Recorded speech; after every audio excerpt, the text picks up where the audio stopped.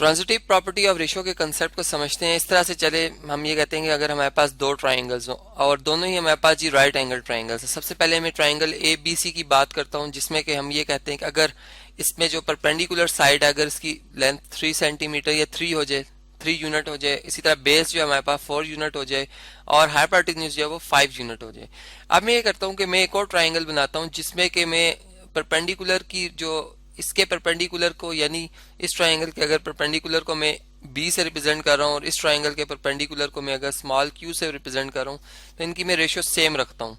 यानी B over Q जो ratio आ रही है यहाँ पर मैं कहता हूँ कि ये उसका 2 गुना हो जाएगा, 2 टाइम्स हो जाए। फर्ज करें ये लेंथ जो हमारे पास 6 है, तो इस तरह से हमने देखा कि इनमें जो रेशियो बनती है यानी 3/6 ये बनती जी 1/2, यानी 1:2 बन रही है।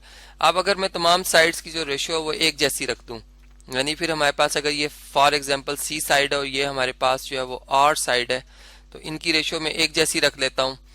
इसका मतलब यहाँ से हम ये कहेंगे कि सी ओवर आर जो है इसकी रेशियो भी 1:2 होगी। इसका मतलब अगर ये हमारे पास 4 यूनिट है तो ये उसका डबल होगा, यानी ये कितना हो जाएगा जी 8 यूनिट हो जाएगा। और इसी तरह फिर अगर ये 5 है तो इसका ये डबल हो जाएगा यानी 10। अब अगर हम इस हिसाब से जो है इनकी रेशियोज को देखें तो हम ये बात इस तरह से हमें मालूम हो रही है कि हमारे पास जो बी और क्यू साइड की रेशियो है, ठीक है, ये बराबर है किसके जी, ये हमारे पास सी और आर साइड की रेशियो के बराबर है। और इसी तरह अगर ये फॉर एग्जांपल हमारे पास ए साइड हो और ये हमारे पास स्मॉल पी साइड हो, तो ये यही रेशियो जो है वो फिर किसके इक्वल हो जाएगी जी, ए रेशियो पी के बराबर हो जाएगी। तो ये basically transitive property of ratio है, जिसको इन शॉर्ट में यूं भी कह सकता हूं कि अगर इसी ट्राइंगल की मैं तीनों साइडें ले लेता, जैसे इस साइड की लेंथ मेरे पास 5 है, ठीक है, जिसको मैं ए से रिप्रेजेंट कर रहा हूँ, ये मेरे पास 3 है और परपेंडिकुलर यानी बेस हमारे पास है जी 4। अब ये इसकी साइड्स की रेशियो बन रही है और ये जो दूसरी डायग्राम है जो कि दूसरी फिगर है, बिल्कुल मैंने इसमें जो रेशियो रखी थी एक जैसी रखी थी। तो यहाँ पर भी अगर हम देखें तो हमारे पास पी जो है, यानी जो सबसे पहले चूंकि मैंने हाइपोटेन्यूज की बात की थी तो हाइपोटेन्यूज फिर इसकी रेशियो ली जाएगी परपेंडिकुलर के साथ जो कि 6 है और फिर उसकी रेशियो बेस के साथ जो कि 8 है। अब अगर इसको आप सॉल्व करते तो आप देखेंगे कि ये भी 5 3 4 ही बनता है, यानी 2 के टेबल से 2 5 10, 2 3 ठीक है 6, और इसी तरह 2 को अगर 4 से मल्टीप्लाई करें तो 8, तो 5 3 4 और 5 3 4 बराबर बनते हैं। तो इस तरह यही प्रॉपर्टी जो है बेसिकली इसको हम कहते हैं ट्रांजिटिव प्रॉपर्टी ऑफ रेशियो।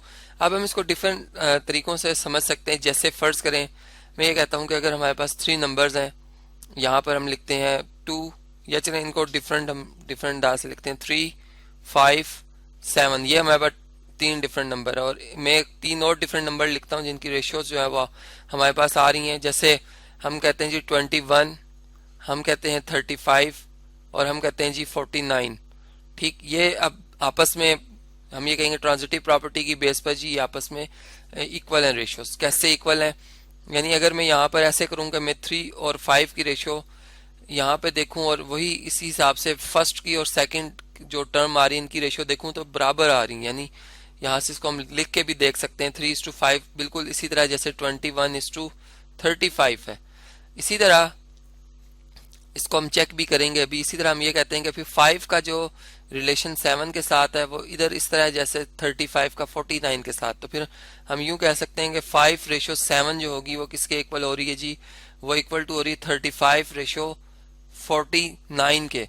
तो फिर इन दो कंडीशन पे जब ये दो कंडीशन एग्जिस्ट करेंगी तो फिर हम जो है वो ये बात इस तरह से कह सकेंगे कि फिर इसका मतलब है कि 3 और जो 7 यानी फर्स्ट और जो लास्ट टर्म है इन दो की अगर रेशियो ली जाए नंबर्स की, और इस साइड पे भी सर 21 और 49 है इनकी रेशियो ली जाए इसी तरतीब में, तो ये बराबर आएंगी। यही बेसिकली ट्रांजिटिव प्रॉपर्टी है जिसको मैं एक्सप्लेन कर रहा हूँ।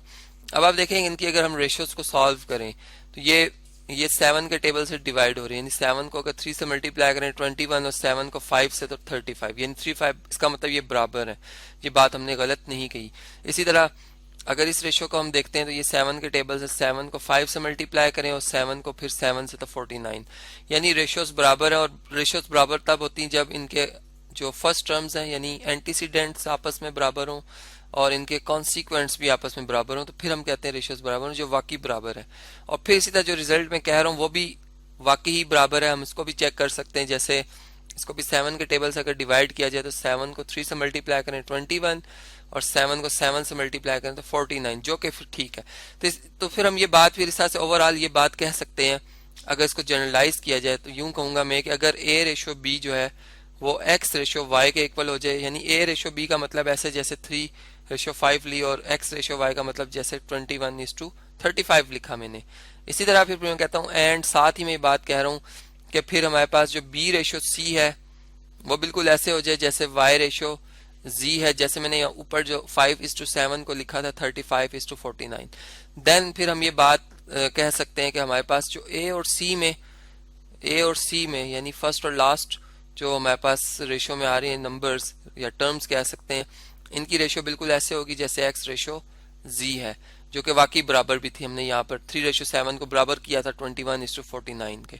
तो यही वो प्रॉपर्टी है जिसको फिर मैंने शॉर्ट फॉर्म में आपसे कहा कि आप लिख सकते हैं जी ए रेशो बी रेशो सी, जो फिर बराबर होगी एक्स रेशो वाई रेशो जी के साथ, जिसको हमने फिर ट्राइंगल के केस में भी समझा।